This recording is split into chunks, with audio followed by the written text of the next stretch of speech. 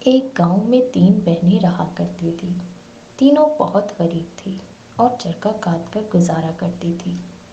ایک دن تینوں بہنیں بیٹھی ہوئی چرخہ کاٹ رہی تھیں تو سب سے بڑی بہن نے کہا، میں چاہتی ہوں کہ میری شادی بادشاہ کے نان بھائی سے ہو جائے۔ جبکہ اس سے چھوٹی بہن نے کہا، اور میں چاہتی ہوں کہ میری شادی بادشاہ کے باورچی سے ہو جائے تاکہ چرخہ کاٹنے سے بھی ہماری جان چھوٹ جائے۔ سب سے چھوٹی بہن نے کہا، اگر تم لوگ خیالی پلاؤ پکا ہی رہے ہو تو اس میں کیا حرج ہے، میں بھی پکا لیتی ہوں۔ اس نے کہا کہ میری خواہش ہے کہ میری شادی بادشاہ سے ہو جائے۔ وہ تینوں گفتگو کر رہی تھی۔ اسی دوران بادشاہ کا وہاں سے گزر ہوا اور بادشاہ نے ان تینوں کی گفتگو سن لی۔ بادشاہ نے اپنے وزیر سے کہا کہ کل صبح ان تینوں لڑکیوں کو دربار میں حاضر کیا جائے۔ اگلی صبح ان تینوں لڑکیوں کو بادشاہ کے دربار میں پیش کر دیا گیا۔ تینوں لڑکیاں بہت زیادہ ڈری ہوئی تھیں۔ بادشاہ نے سب سے بڑی بہن کی شادی نان بھائی سے کروا دی، جبکہ اس سے چھوٹی بہن کی شادی باورچی سے کروا دی، اور سب سے چھوٹی بہن کی شادی بادشاہ سے ہو گئی۔ تینوں بہنیں بہت خوش تھیں۔ ملکہ کو یہ سب تعریف کرتے تھے اور اس سے بہت پیار کرتے تھے۔ ملکہ بھی سب کا بہت خیال رکھتی تھی۔ جبکہ بڑی 2 بہنیں اپنی چھوٹی بہن سے حسد کرنے لگی۔ انہوں نے کہا کہ وہ تو ملکہ بن گئی ہے اور ہم صرف نان بھائی اور باورچی کی بیگمات ہیں۔ چھوٹی بہن نہیں جانتی تھی کہ اس کی 2 بڑی بہنیں اب اس سے حسد کرنے لگی ہیں۔ ملکہ امید سے ہو گئی۔ بادشاہ بہت خوش تھا۔ دونوں بہنیں ملکہ کو مبارکباد دینے کے لیے آئی تو انہوں نے ملکہ سے وعدہ لیا کہ ولادت کے قریب وہ ان دونوں کو اپنے پاس بلا لے گی۔ ملکہ نے اپنی بہنوں سے وعدہ کیا کہ وہ ولادت کے وقت اپنی دونوں بہنوں کو اپنے پاس بلا لے گی۔ جب ولادت کا وقت قریب آیا تو وعدے کے مطابق ملکہ نے اپنی دونوں بہنوں کو اپنے پاس بلایا۔ دونوں بڑی بہنوں نے مل کر سازش کی اور انہوں نے ملکہ کے ہونے والے بچے کو ایک بلی کے بچے میں تبدیل کر دیا۔ ملکہ نے خوبصورت بیٹی کو جنم دیا۔ دونوں بہنوں نے اس بچے کو ایک صندوق میں بند کر کے ندی میں بہا دیا، جبکہ بلی کے بچے کو ملکہ کے بستر میں رکھ دیا۔ دونوں بڑی بہنوں نے مشہور کروا دیا کہ ملکہ نے ایک بلی کے بچے کو جنم دیا ہے۔ جبکہ ملکہ کا بیٹا مالی کے ہاتھ لگ گیا۔ اس نے صندوق سے بچے کو نکالا اور وہ اپنی بیوی کے پاس لے گیا۔ مالی کی کوئی اولاد نہ تھی۔ وہ اس بچے کو اپنی اولاد کی طرح پالنے لگا۔ ملکہ دوسری بار امید سے ہوئی تو بادشاہ بہت خوش تھا۔ دوسری بار بھی وہی ہوا۔ ملکہ کی بہنیں اس کے پاس آئی اور جب ملکہ نے دوسری بار بھی ایک خوبصورت بیٹے کو جنم دیا، مگر اس بار دونوں سازشی بہنوں نے اس کو ایک کتے کے بچے سے تبدیل کر دیا اور دوسرے لڑکے کو بھی صندوق میں بند کر کے نہر میں بہا دیا۔ خوش قسمتی سے دوسرا لڑکا بھی مالی کو ملا اور اس نے وہ بیٹا بھی اپنی بیوی کو دیتے ہوئے کہا کہ اس بچے کی ہم پرورش کریں گے، ہماری کوئی اولاد نہیں ہے، یہی ہماری اولاد ہوگی۔ بادشاہ بہت زیادہ غصے میں تھا، مگر اب کی بار بھی خاموش تھا۔ ملکہ تیسری بار امید سے ہوئی اور ولادت کے قریب اس نے اپنی دونوں بہنوں کو ایک مرتبہ پھر بلایا۔ اب کی بار بھی اس کی بہنوں نے ایک چوہیے کے بچے سے ملکہ کے بچے کو تبدیل کر دیا۔ اس بار ملکہ نے خوبصورت بیٹی کو جنم دیا تھا اور دونوں بہنوں نے ایک مرتبہ پھر اس بچے کو صندوق میں بند کر کے ندی میں بہا دیا۔ اب کی بار بھی وہ بچی مالی کو ملی اور مالی اس بچے کو لے کر اپنے گھر چلا گیا۔ وہ ان تینوں بچوں کی پرورش کرنے لگا۔ بادشاہ بہت زیادہ غصے میں تھا۔ اس نے حکم دیا کہ ملکہ کو ایک بڑے سے پنجرے میں قید کر دیا جائے اور اسے مسجد کے سامنے رکھ دیا جائے اور آتے جاتے لوگ اس پر تھوکے اور اگر اس کے حکم پر عمل نہ کیا جائے تو اس کو قتل کر دیں۔ لوگ آتے جاتے اور بادشاہ کے حکم کی وجہ سے وہ ملکہ پر تھوکتے۔ وقت یوں ہی گزرتا رہا۔ مالی کے پاس کچھ زمین تھی۔ وہ زمین بہت ہی خوبصورت جگہ پر واقع تھی۔ مالی نے وہاں پر ایک خوبصورت اور بڑا سا محل تعمیر کروایا اور اس میں اپنے بچوں اور بیوی کے ساتھ رہنے لگا۔ کچھ ہی عرصے بعد مالی کی بیوی کی طبیعت خراب رہنے لگی اور کچھ عرصے بعد اس کا انتقال ہو گیا۔ بچے بہت زیادہ روئے۔ کچھ ہی عرصے بعد مالی کا بھی انتقال ہو گیا۔ بچے بڑے ہو چکے تھے۔ بادشاہ کے سب سے بڑے بیٹے کا نام بھون تھا، اس سے چھوٹے بیٹے کا نام پرویز تھا اور سب سے چھوٹی اور خوبصورت بیٹی کا نام پریزاد تھا۔ ملکہ کی دونوں بہنیں جانتی تھیں کہ ملکہ کے بچے مالی کے ہاں پرورش پا رہے ہیں۔ وہ دونوں بہت زیادہ خوفزدہ بھی تھی کہ اگر بادشاہ پر ان کا راز کھل گیا تو بادشاہ ان کو قتل کروا دے گا۔ دونوں نے آپس میں مشورہ کیا اور ایک کٹنی کو بلایا اور کٹنی سے کہا کہ وہ بچوں کا کام تمام کر دے، اس کے بدلے میں وہ اسے بہت سے زیورات اور اشرفیاں دیں گی۔ کٹنی نے دونوں بیگمات سے وعدہ کیا کہ وہ بچوں کا ایسا کام کرے گی کہ کسی کو کانوں کان خبر نہ ہوگی۔ ایک دن بھون اور پرویز دونوں شکار پر گئے ہوئے تھے۔ پریزاد گھر میں اکیلی تھی۔ تبھی دروازے پر دستک ہوئی۔ پریزاد نے دروازہ کھولا تو سامنے کٹنی تھی۔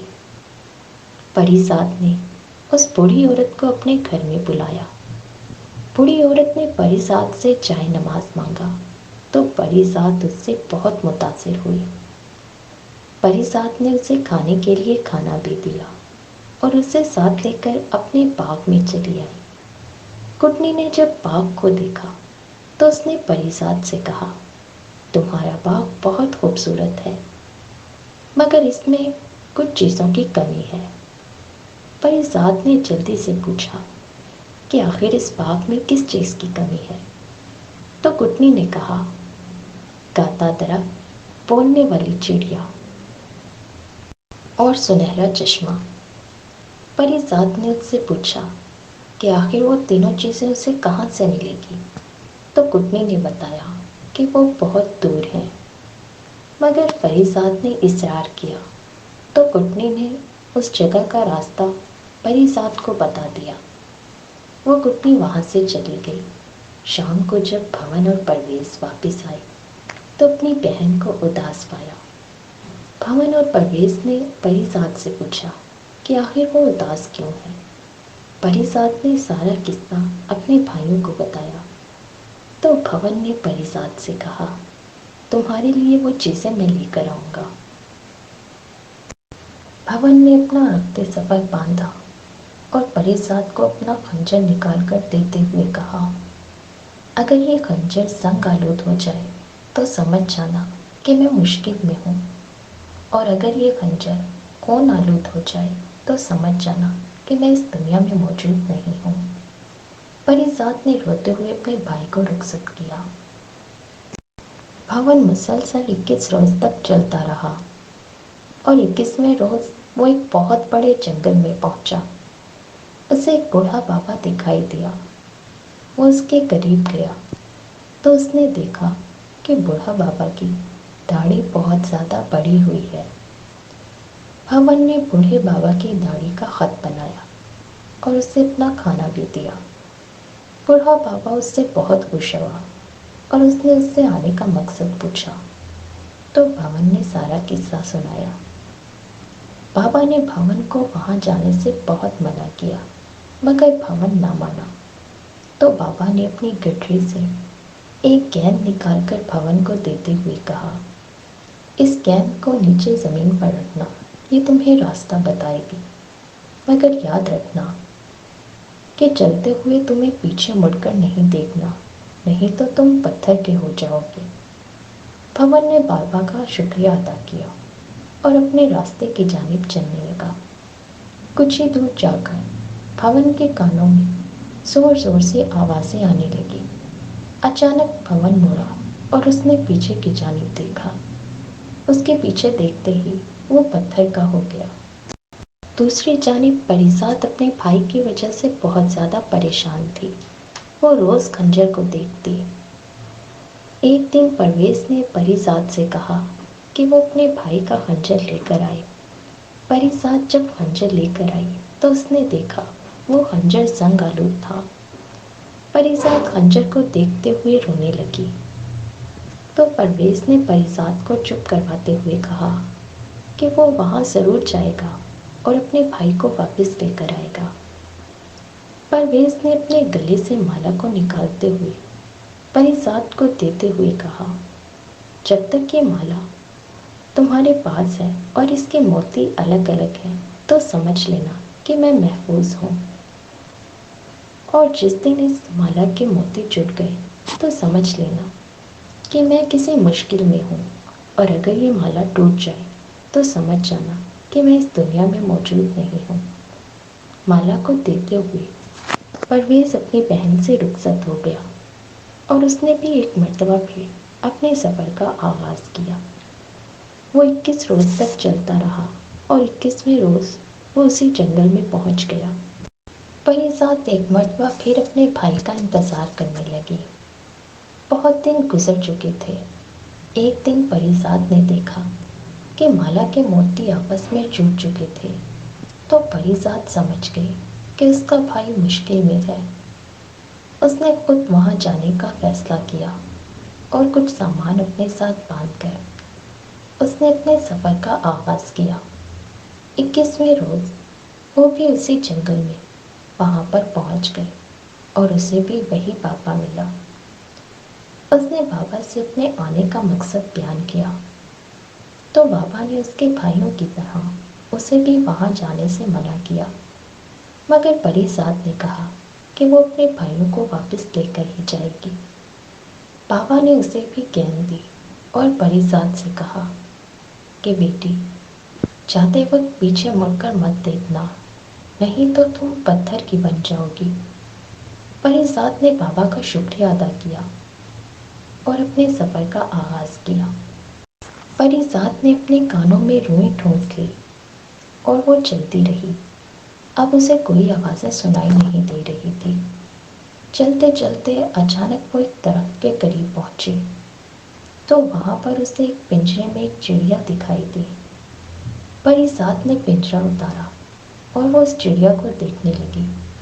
कुछ ही देर बाद वो चिड़िया बोलने लगी और उसने बोलते हुए कहा कि अब मैं आपकी गुलाम हूँ। तो परिजात ने चिड़िया से पूछा, वो गाता दरख्त मुझे कहाँ मिलेगा? चिड़िया ने कहा, वो इस तरह है। परिजात वहां पर गई और इसने एक बड़े से दरख्त को देखा। चिड़िया ने परिजात से कहा कि इसकी एक शाख तोड़ लो, वही काफी है।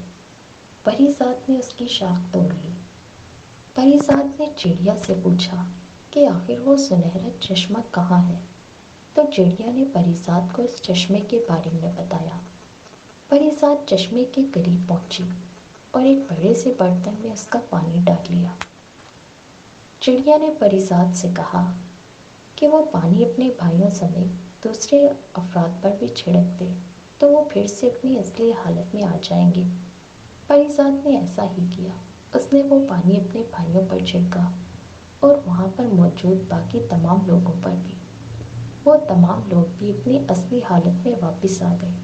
उन्होंने परिजात का शुक्रिया अदा किया। परिजात अपने भाइयों को देखकर बहुत खुश हुई, और जब वो लोग वापस आए तो वहाँ पर वो बूढ़ा बाबा मौजूद नहीं था। वो बाबा उसी तिलिस्मी जादू से मुंसलिक था। परिजात अपने घर वापस आई। परिजात ने घर वापस आकर उस दरख्त से ली हुई शाख बाग के अंदर बो दी, और अगले रोज देखा तो वो एक बहुत बड़ा दरख्त बन चुका था। चिड़िया के पिंजरे को उसने उस दरख्त पर लटका दिया और उस पानी को एक फव्वारे में डाल दिया, तो वो फव्वारा भी बहुत बड़ा हो गया और चलने लगा। अगले रोज भवन और परवेज ایک مرتبہ پھر شکار پر چلے گئے۔ شکار پر واپسی پر جب وہ آ رہے تھے تو وہاں سے بادشاہ کی سواری کا گزر ہوا۔ دونوں نے بہت کوشش کی کہ وہ بادشاہ کی سواری سے بچ کر نکل جائیں، مگر پھر بھی دونوں کا سامنا بادشاہ سے ہو گیا۔ بادشاہ نے ان دونوں کو دیکھا اور ان سے پوچھا، پہلے تمہیں نہیں دیکھا اور تم لوگ کہاں جا رہے ہو؟ تو پرویز اور بھون نے بتایا کہ وہ مالی کے بیٹے ہیں اور وہ شکار سے واپس آ رہے ہیں۔ بادشاہ ان دونوں سے مل کر بہت خوش ہوا اور بات کو آگے بڑھانے کے لیے بادشاہ نے ان دونوں سے کہا کہ کل صبح آنا، میں بھی تم لوگوں کا شکار دیکھنا چاہتا ہوں۔ دونوں نے کہا ٹھیک ہے۔ اگلے روز دونوں بھائیوں نے شیر کا شکار کیا اور بادشاہ کے سامنے پیش کیا۔ بادشاہ ان دونوں سے بہت متاثر تھا۔ بادشاہ نے دونوں سے کہا کہ تم ہمارے ہاں دعوت پر آؤ گے؟ تو دونوں بھائیوں نے کہا کہ ہماری ایک بہن بھی ہے اور ہم تینوں مشورے کے بغیر کوئی بھی کام نہیں کرتے۔ تو بادشاہ نے کہا ٹھیک ہے، تم اپنی بہن سے پوچھ لینا۔ تو دونوں نے بادشاہ سے وعدہ کیا کہ وہ اپنی بہن سے مشورے کے بعد بادشاہ کی دعوت پر ضرور آئیں گے۔ دونوں اپنے گھر واپس چلے گئے، مگر وہ پری ذات سے بات کرنا بھول گئے۔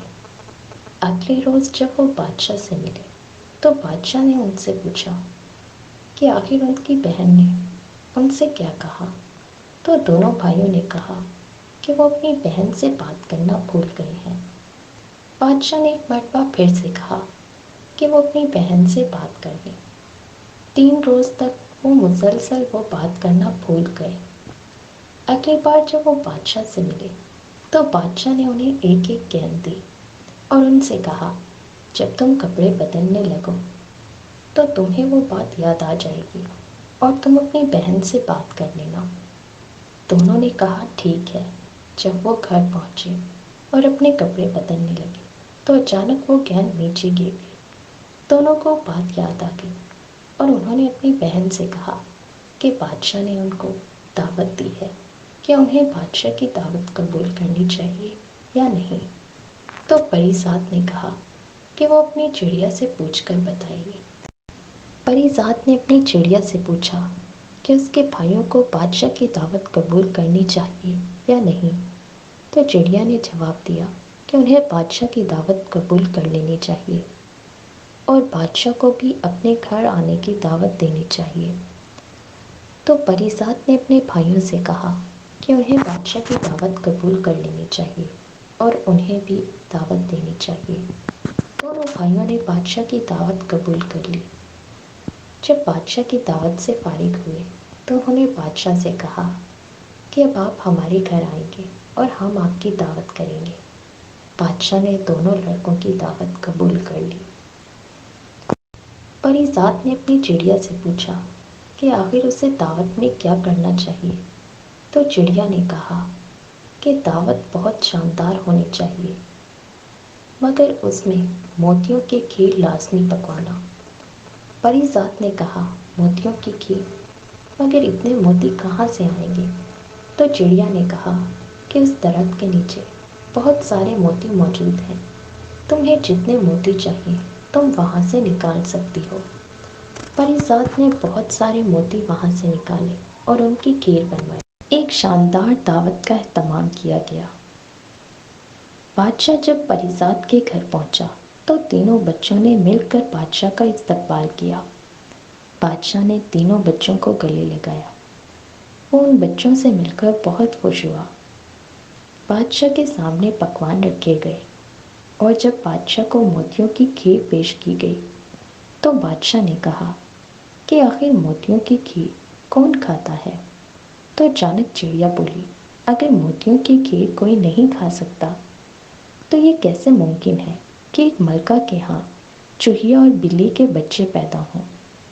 تو اچانک بادشاہ نے چڑیا کی جانب دیکھا اور اس سے کہا اگر تم کچھ جانتی ہو تو مجھے بتاؤ۔ چڑیا نے وہ تمام قصہ سنایا جو ملکہ کی بہنوں نے ملکہ کے ساتھ سازش کی تھی۔ بادشاہ وہ سن کر بہت زیادہ غصے میں آ گیا بادشاہ نے ایک مرتبہ پھر اپنے تینوں بچوں کو گلے سے لگایا اور ان کو خوب پیار کرنے لگا۔ بادشاہ بہت زیادہ غصے میں تھا۔ وہ فوراً محل گیا اور اس نے حکم صادر کیا کہ ملکہ کی دونوں بہنوں کو قتل کر دیا جائے۔ بادشاہ کے حکم کی تکمیل ہوئی۔ بادشاہ اپنے بچوں کے ساتھ مسجد کے قریب گیا اور وہ ملکہ کے پاؤں میں گرتے ہوئے ملکہ سے معافی مانگنے لگا اور ملکہ کو سارا قصہ سنایا۔ ملکہ نے جب اپنے بچوں کو دیکھا تو روتے ہوئے اس نے بادشاہ کو معاف کر دیا۔ ملکہ واپس محل میں آئی۔ ملکہ، بچے اور بادشاہ ایک مرتبہ پھر سے ہنسی خوشی زندگی گزارنے لگے۔